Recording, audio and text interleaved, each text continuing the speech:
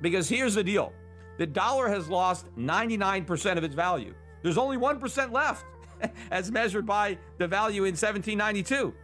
And if we lose that last 1%, that's the killer. Because if we lose another 1%, the dollar is... What if we say the dollar you hold in your wallet will lose its value? But what does that mean?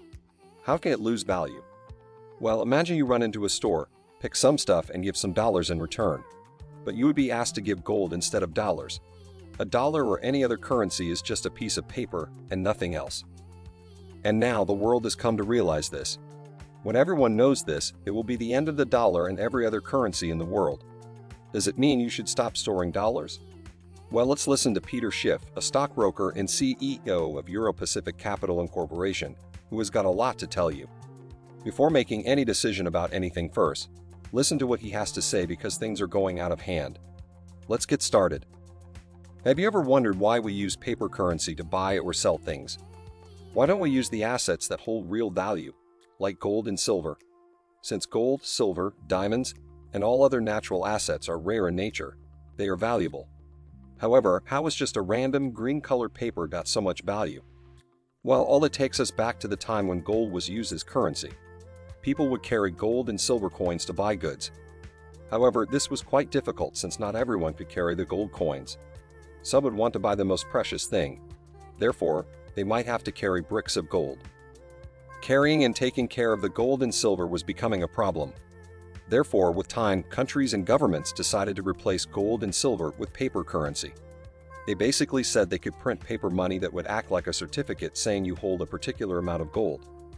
Banks and authorities would take your gold, put it into a safe, and give you banknotes. You would trade, use those notes, and get your gold back whenever possible. In other words, holding dollar notes worth $10,000 means the bank has to give you gold worth $10,000. However, can you go to the bank and ask for the gold in return? Well, if you ask this, you would not be given anything at all. You might feel here or there, you can simply go to the market and buy gold from that money. Sure you can, but that won't give you the gold back your withheld money has against it in the banks.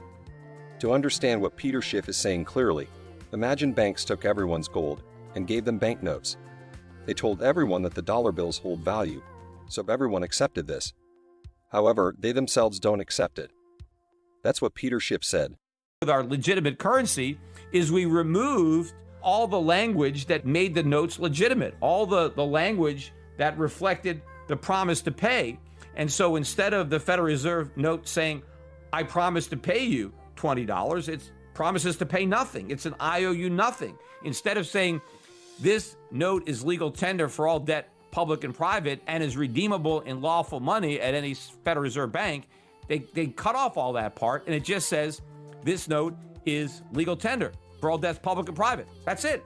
But nowhere on the Federal Reserve note does it claim to be a dollar. I mean, it has the word dollar written on it, but so what? You can write anything on there. I mean, it has, the names of presidents on there. It doesn't mean that that's an actual president. What the notes claim to be are notes. Just read it. It says this note. It doesn't say this dollar. This note is legal tender, right? And my father used to give an example that makes a lot of sense. It's like, let's say you went and checked your coat at a. Here's a little reminder to like the video if you were loving it. And if you don't want to miss videos about the shifting economy and to change financial order, let's continue now. The dollar note you are holding doesn't hold any value in itself.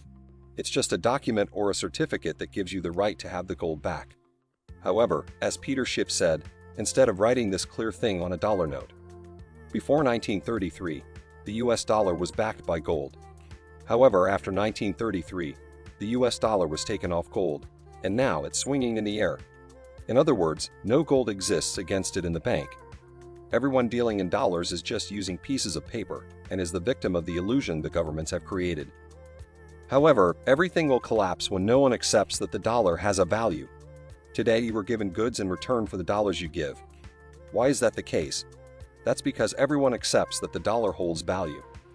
However, when no one could accept this, the dollar would be worth nothing. People had Federal Reserve notes, and the Federal Reserve note says, promise to pay you $1 or $10 or $20. And the dollars that it promised to pay were made of gold or silver. But then you go back to the Federal Reserve with the note and you want to get the gold and silver, and all they do is scratch off, right? Pay you $10 in gold or $20 in gold, and they just give you back their note, and it just says $10 on it. Right? What's that? Did you get your dollars? No. The dollars were the gold that they had in depository. They're not giving you the dollars. They're just giving you back a piece of paper with the word $1 written on it. They're giving you back the same note. They just crossed off all the language that made them liable to pay. But anyway, that's a brief history of how we went from legal money, constitutional gold and silver money, as authorized by the U.S. Constitution, to a Federal Reserve that initially issued legitimate currency backed by real money, gold and silver, to the situation we have now, where we have a Federal Reserve issuing fiat currency backed by nothing, right? Earlier, the US dollar had written the clauses that made the government responsible for giving back the gold. However, later that clause was removed, which waived off the government's liability. Therefore, if you go to the bank today and ask for your gold back, you will be given back the same dollars. If you give $100, you would be given $100 in return, not gold worth $100. And that's where problems are created. Since we are talking about fine-cut, well-printed pieces of paper that can be printed with quality by banks, they can print as much as they want. If they were dealing in gold, they would not print more gold, right? They have to drill out gold from mines to increase their reserves. However, now that's not the case. They can simply print more notes, which increases inflation, and you have to pay more for the same goods. So what does it mean? Well, it means that the dollar is losing value and will soon be worth nothing. Simply, if we compare the value of the dollar with gold, earlier, they were of the same value. However, after gold was taken away from the dollar's back, the dollar's value declined by 99% compared to gold. And now, if you look back at the dates that I gave you, in 1792, right, the price of gold was $19.39. When the Federal Reserve was created 121 years later, in 1913, the price of gold was at $20.67. It was almost the same price because the value of money was very stable, right? In fact, from 1800 to 1900, the CPI was cut in half. So prices were half as much in 1900 as they were in 1800. So we had 100 years of falling prices. And during that time, we had tremendous prosperity. We had the Industrial Revolution, particularly in the latter part of the 19th century, after the Civil War, and between the introduction of the Federal Reserve, the U.S. economy boomed like never before. I mean, Donald Trump likes to pretend that we had the greatest economy ever. It pales in comparison to what was going on during the Gilded Age when we had sound money. But ever since the Federal Reserve came into being, the dollar began to decline. And now, 107 years after the establishment of the Federal Reserve, the price of gold has gone from $20.67 when it began in 1913 to over $1,900 today. That's almost a 99% decline in the value of the dollar. In fact, it's almost exactly a 99% decline if you go back to the original Coinage Act of 1792. So relative to what the dollar was worth in 1792, it only has 1% of its purchasing power. Peter Schiff quoted that in 1792, the price of gold was $19.39. In 1993, when gold was still at the dollar's back, the gold price was still around $20. What does that mean? Well, the dollar price almost stayed the same compared to gold.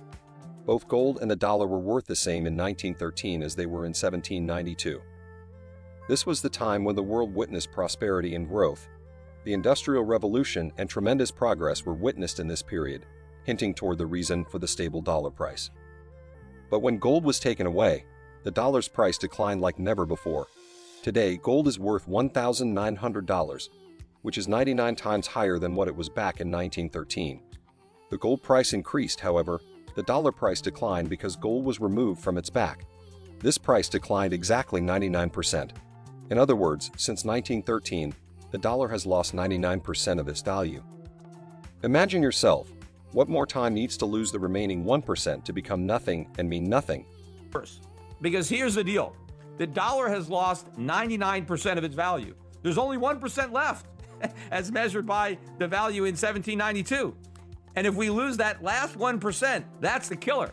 Because if we lose another 1%, the dollar is worthless. Now, I know a lot of people think, well, we're not going to lose another 1% from here, right? Maybe we'll lose another 99%, but that's practically 100%. But the point is, there's not a lot of value left for the Fed to destroy, and they're about to do that.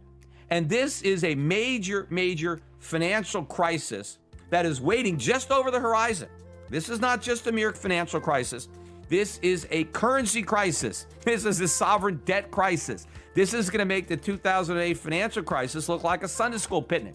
This is going to make anything that we've experienced since COVID-19 look like a Sunday school picnic. Now, if the Fed abused this remaining 1% of the dollar's value, it would have nothing more to exploit.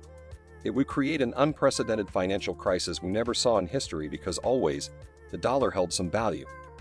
But this time, it will be worthless, and governments could do nothing, literally nothing. Do you agree with Peter Schiff that the dollar will vanish soon?